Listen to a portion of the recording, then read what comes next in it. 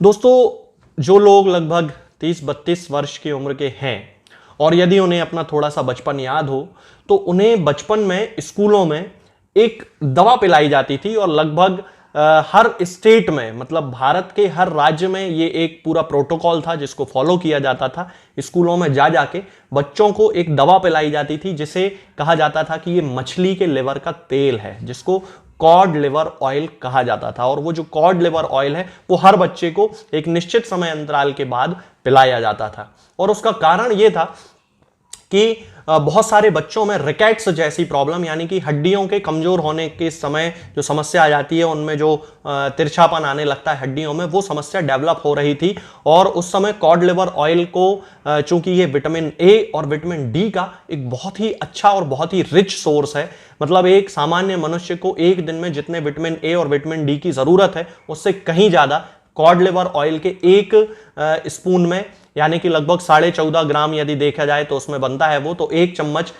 में उतना ज्यादा विटामिन ए और विटामिन डी पाया जाता है, जो कि बच्चों के लिए बहुत ही ज्यादा जरूरी था। और इसीलिए भारत के हर राज्य में लगभग हर बच्चे को वो पिलाया जाता था। स्कूल में जाके वो दवा जो है वो पिलाई जाती थी। तो ये जो कॉड लिवर ऑयल है, ये कॉड एक मछली होती है, उसके लिवर से बनने वाला एक तेल होता है। और उसमें यदि देखा जाए तो उसमें ओमेगा फैटी एसिड्स भी जो होते हैं वो बहुत ज़्यादा मात्रा में पाए जाते हैं। इसीलिए इसका उपयोग एक सेकेंडरी प्रोफाइलैक्टिक के रूप में हार्ट अटैक के बाद जब पेशेंट को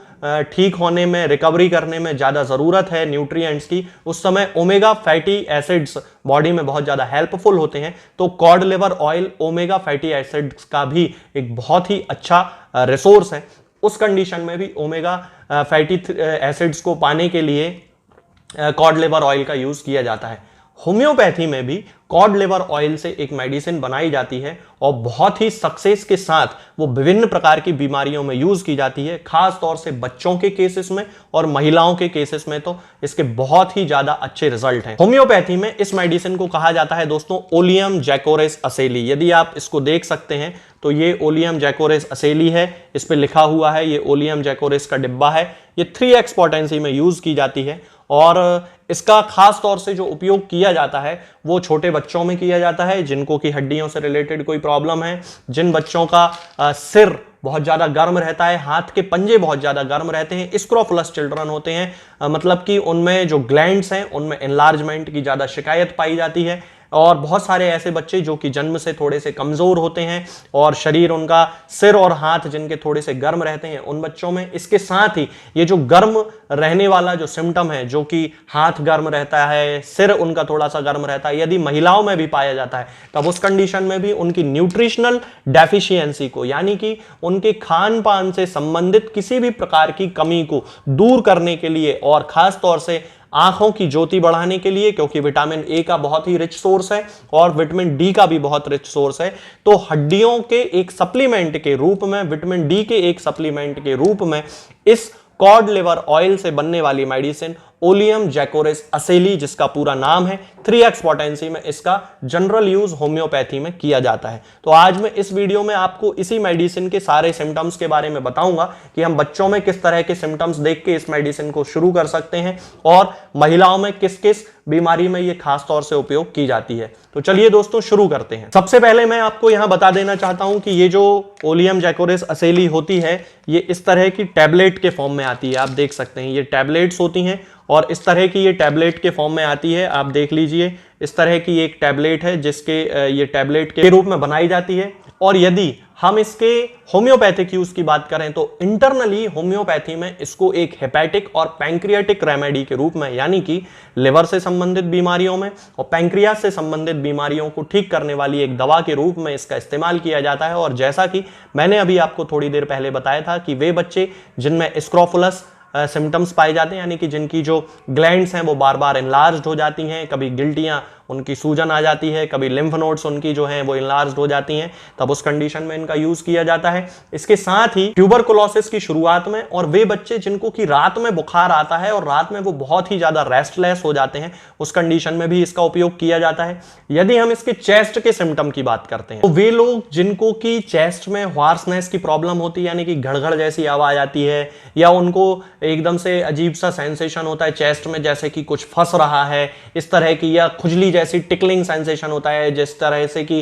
गुदगुदी चल रही है या खुजली चल रही है, इस तरह का सेंसेशन होता है, तब उस केसेस में इसका यूज किया जाता है। इसके साथ ही जिन लोगों को सूखी खांसी इस सिम्टम के साथ एसोसिएटेड होती है और हुपिंग कफ जैसे सिम्टम्स उनमें आने लगते हैं और ये जो सिम्टम्स होते हैं ये रात में एग्रावेट हो जाते हैं, तब उस कंडीशन में इस मेडिसिन का यूज किया जाता है। और इसके साथ साथ ही जिन लोगों को छाती में यानी कि चेस्ट में ऐसा लगता है जैसे कि उनको कहीं चोट लग गई है और उसके जैसा दर्द होता है, सोरनेस जिसे कहा जाता है, वैसा कहीं कोई दर्द होता है, तब उस कंडीशन में इसका उपयोग करते हैं। और पैल्पिटेशन के केसेस जिनमें कि दिल की जो धड़कन है वो अनियंत्रित रूप से बढ़ जाती है और पूरे शरीर में वो जो धड़कन है महसूस होती है, तब उस कंडीशन में भी इसका यूज करते हैं। और ये जो पैल्पिटेशन की प्रॉब्लम होती है दोस्तों, ये न्यूट्रिशन की कमी से ही ज्यादातर देखी जाती है, क्योंकि बच्चे हो या एडल्ट हो जिसमें भी इस तरह के न्यूट्रिशन के केसेस यानी कि उनको पूरी तरह जो पोषण है उनके शरीर में नहीं मिल रहा है, तब उस कंडीशन में इस मेडिसिन का यूज किया जाता है। इसके अलावा ट्यूबरकुलोसिस के वे केसेस जिनकी शुरुआती अवस्था होती है, पेशेंट का जो वजन है वो अचानक कम होने लगता है, खांसी चलने लगती है, जैसा कि मैंने अभी आपको बताया, बलगम बनने लगता है, और शुरुआती अवस्था में तो जो खांसी रहेगी वो सूखी खांसी ही रहेगी, बाद में जाके वो जो बलगम है वो निकलने लगता है। तब उस कंडीशन में यदि शुरुआती अवस्था में ही ट्यूबरकुलोसिस के केसेस में ओलियम जैकोरिस का यूज करना शुरू कर दिया जाए तो उसके बहुत ही अच्छे रिजल्ट मिलते हैं, पेशेंट की जो रिकवरी होती है वो फास्ट हो जाती है। यहां पे मैं क्लियर कर देना चाहता हूं कि ये ट्यूबरकुलोसिस की मेडिसिन नहीं है। ट्यूबरकुलोसिस के लिए जो एटीटी ड्रग्स जो यूज की जाती हैं, जो एक पूरा प्रोटोकॉल है 6 महीने 9 महीने वाला, वो यूज करना चाहिए और पेशेंट फिजिशियन से पूरी तरह कंसल्ट करने के बाद ही उसको स्टार्ट करना चाहिए। लेकिन उसके साथ साथ आप एक टॉनिक के रूप में इस मेडिसिन का यूज कर सकते हैं, जो कि एक बहुत सेफ होम्योपैथी मेडिसिन है और इसका कोई भी साइड इफेक्ट नहीं है। यदि हम इसके फीवर की बात करें तो जैसा कि मैंने अभी आपको बताया था कि वे लोग जिनको कि फीवर के साथ रेस्टलेसनेस बहुत ज्यादा होती है और खास तौर से उनका जो फीवर होता है वो रात में बढ़ जाता है, वे बच्चे जिनको रात में बुखार आने की शिकायत होती है उन लोगों को भी, और वो बहुत ज्यादा परेशान हो जाते हैं, रात में उनकी पूरी नींद नहीं लगती, रेस्टलेस हो जाते हैं, चेहरा उनका लाल पड़ने लगता है, येलो पड़ने लगता है। और वे बच्चे जो कि दूध बिल्कुल भी टॉलरेट नहीं करते, उन्हें दूध बिल्कुल अच्छा नहीं लगता है, दूध वो पीना ही पसंद नहीं करते, उन लोगों में ओलियम जैकोरिस बहुत ही अच्छा काम करती है, उनके फीवर को भी ये कम करती है। ऐसे बच्चों में ये देखा जाता है कि उनको रात में पसीना आने की बहुत ज्यादा शिकायत होती है, बहुत ज्यादा पसीना आता है, सिर से पसीना आ जाएगा, गर्दन से पसीना आने लगेगा। तो रूमेटिज्म के जो केसेस यानी कि गठियावात के जो केसेस होते हैं उनमें ये बहुत अच्छे रिजल्ट देती है, आर्थराइटिस के जो केसेस होते हैं उनमें ये बहुत अच्छे रिजल्ट देती है, खासतौर से उन लोगों को जिनको कोहनी में दर्द की शिकायत होती है और घुटनों में दर्द की शिकायत होती है, एक्किंग उनको पेन होता है, और उस कंडीशन में ओलियम जैकोरिस का यूज किया जाता है। यदि हम इसके फीमेल सिम्टम्स की बात करें तो वे महिलाएं जिनमें की इर्रेगुलर मेंस्ट्रुअल प्रॉब्लम होती है, यानी कि उनकी जो मासिक धर्म होते हैं वो अनियमित होते हैं, पूरी तरह इर्रेगुलर होते हैं, कभी जल्दी आ जाते हैं, कभी बाद में आते हैं, लेट आते हैं, कभी ज्यादा ब्लीडिंग हो जाती है, कभी बिल्कुल ही ब्लीडिंग नहीं होती है, या फिर उनमें पीसीओडी के सिम्टम्स होते हैं यानी कि पॉलीसिस्टिक ओवेरियन डिसीज के सिम्टम्स होते हैं, और इसके साथ साथ ही उनके चेहरे पर